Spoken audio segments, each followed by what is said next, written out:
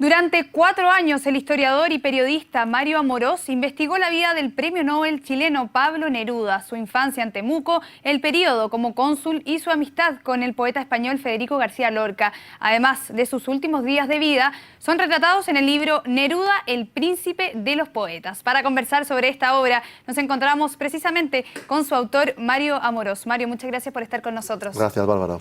Mario, tú has escrito sobre Allende, Miguel Enríquez y ahora Pablo Neruda. ¿Por qué Pablo Neruda y también por qué esta afición por los personajes chilenos? Bueno, llevo 20 años estudiando la historia de Chile de manera no seguida, pero con mucha pasión. Obviamente Neruda es un gran personaje, no solo chileno, sino universal.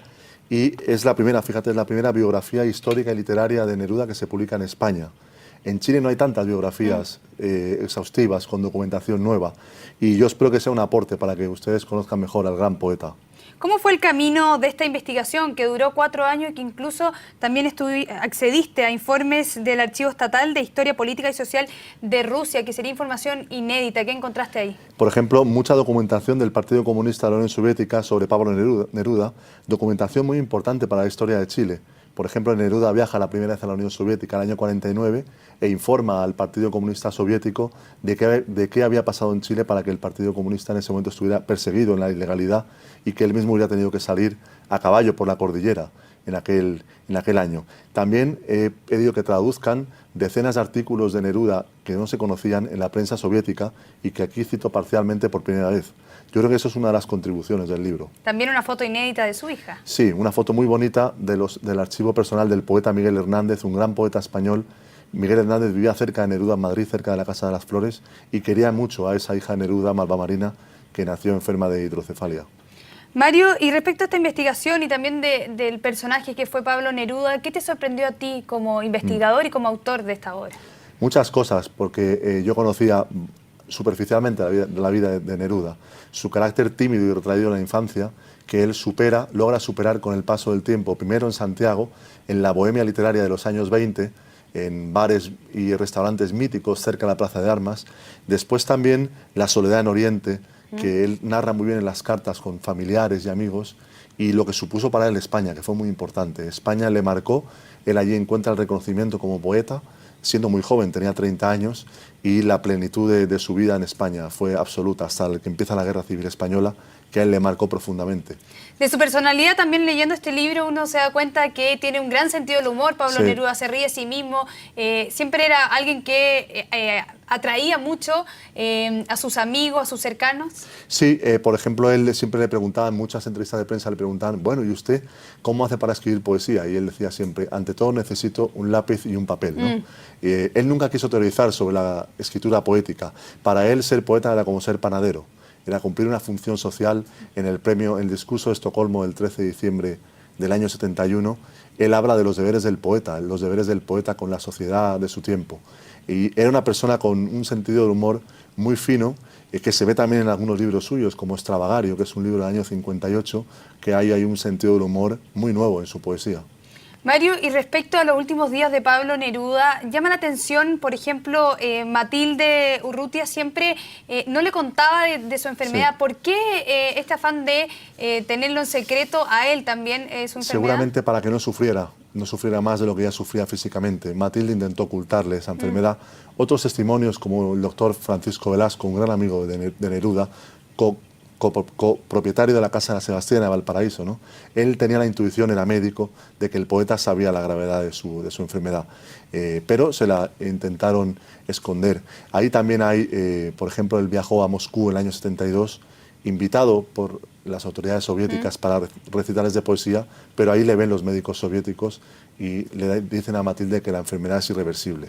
Y por toda la investigación que tú hiciste, Mario, y también por los últimos datos y antecedentes que hemos conocido respecto a su muerte, un eventual asesinato, a tu juicio, con toda la información que tú recabaste, ¿cuál es la opinión que tú te has hecho al respecto? Bueno, yo creo que hay que ser prudentes, hay que esperar aún algunos meses más a que los científicos, el equipo internacional que está trabajando, entregue sus conclusiones de las últimas pruebas que aún se están realizando al ministro Mario Carroza y que la justicia y los científicos nos digan. Es un tema muy complicado y en el libro, en el capítulo 14, el penúltimo, reconstruyo los últimos días con testimonios, con documentos inéditos, hago un esfuerzo por contrastar lo que ha dicho el chofer con lo que contó Matilde Urrutia Y es verdad que es una muerte envuelta en el misterio. Hay muchas contradicciones todavía, muchas dudas, y de momento es la ciencia la que nos tiene que decir si hay en los restos del poeta sustancias que inviten a pensar en la participación de terceros. Sería terrible que el poeta hubiera sido asesinado por agentes de Pinochet. Él solo tenía 69 años, seguía escribiendo poesía y tenía planes para el futuro. Entonces, qué terrible para Chile y para el mundo pensar, si se confirmara, que la dictadura nos arrebató al poeta.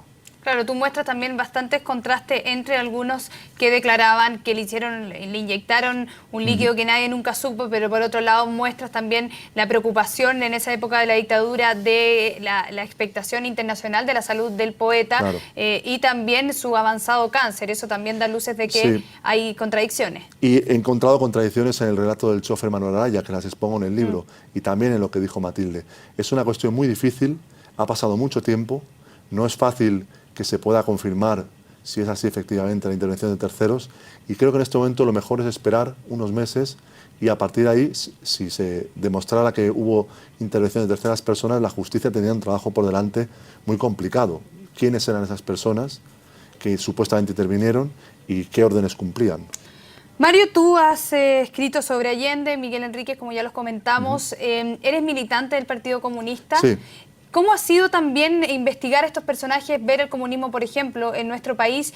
¿Te ha llamado la atención? ¿Te hace estar todavía de acuerdo con el Partido Comunista en lo que practica o has visto también diferencias? Bueno, yo siento un gran cariño y una gran admiración por el Partido Comunista de Chile, por su historia, que viene de Recabarren, por su contribución al desarrollo democrático de Chile. Tengo una gran cantidad de amigos aquí en el Partido Comunista chileno, es parte de mi afecto por Chile. Creo que Neruda era una persona que estaba muy orgullosa de pertenecer al Partido Comunista de Chile. Es un partido que hoy forma parte del gobierno, como todos sabemos, y que está haciendo una gran contribución para sacar adelante las reformas democráticas. Esta tarde me acompañará en la presentación el abogado Eduardo Contreras, miembro del Partido Comunista, también Rodolfo Reyes y Poli Delano, ¿no? Yo soy comunista como Neruda, a pesar del estalinismo, a pesar de lo que se descubrió con el 20 Congreso del PQS en el año 56, que Neruda, al contrario que otros intelectuales, no dejó de ser comunista después de esas terribles revelaciones, sino que reafirmó de manera crítica en un poema, el episodio de Memorial de Isla Negra del año 64, su condición de comunista. Yo creo que en Chile y en el mundo hay razones para seguir siendo comunista. ¿Por qué elegiste el nombre El Príncipe de los Poetas? Algo que también lo cita en tu libro, sí, que es por también el autor Saúl Yurkevich. Sí, te agradezco la pregunta, Bárbara. A mí me gustó mucho esa frase, es un gran estudioso de la poesía latinoamericana del siglo XX, un profesor argentino, Saúl Yurkevich. Él habló en la presentación en Madrid en el año 99 de la última edición de las obras completas de Pablo Neruda, dijo que era el príncipe de los poetas por la universalidad de su obra, por la estatura poética que alcanzó. Me parece que es un título igualmente poético. Obviamente Neruda no fue ningún príncipe, pero era una expresión que en la época se utilizaba mucho. El propio Neruda habló de Rafael Alberti o Federico García Lorca como príncipes de las letras. Era el lenguaje de otro tiempo, que ya no es el nuestro, pero a mí me parecía bonito como título. ¿Cómo fue su relación con Federico García Lorca? Bueno, muy bonita, ¿no? Hoy en la presentación del libro en la Fundación Cultural de Providencia, a las 7:30 de la tarde, contaré, para empezar, una anécdota muy bonita. Ellos fueron a un pueblo español en el año 35, en tren, y encontraron que nadie les había ido a esperar a la estación. Esperar, sí. Entonces llegaron al teatro y dijeron a la gente del lugar, bueno, ustedes no nos esperaron. Y aquellas personas humildes dijeron, les fuimos a esperar, pero no los reconocimos. Pensábamos que vendrían vestidos de poetas. Y Federico García Lorca, con su gracia andaluza, dijo, es que somos de la poesía secreta. Todos esos recuerdos maravillosos de Federico acompañaron siempre a Neruda. Hasta los últimos días de vida, el poeta chileno tenía en su memoria la tragedia de España. Influyó mucho en su sufrimiento después del golpe. Perfecto. Mario, ¿cuándo va a estar disponible la librería? Hoy día ya está. Hoy lo lanzamos. Están todos invitados en la Fundación Cultural de Providencia a las 7:30 de la tarde y el día jueves en la Casa de Neruda y la Hormiguita, en La Reina, en la Casa de Michoacán, Avenida Lynch 164, va a haber un conversatorio con el alcalde de Recoleta, con Daniel Jadwe. ¿Y va a estar filmando los libros? Sí, sí, sí. Mario, muchas gracias por haber estado con nosotros, Bárbara. en CNN Chile. Muchas gracias.